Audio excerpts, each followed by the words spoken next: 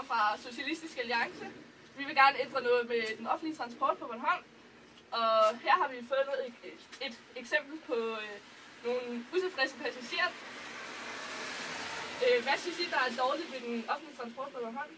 Ja, altså, jeg synes, det er dårligt, at ligesom ikke dækker så meget, som den gjorde før sommerferien. Fordi det er nu her, det er blevet ændret.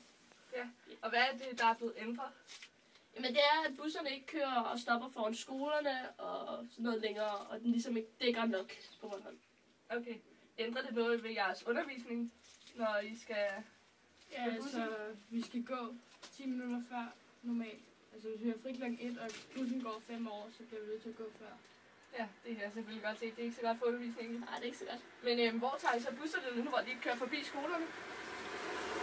Så skal vi gå hele vejen ned i byen, altså ned til Slettemarkcenteret, og det tager så en god portion tid. Og så ligesom i dag, hvis det regner, så er det måske ikke så fedt.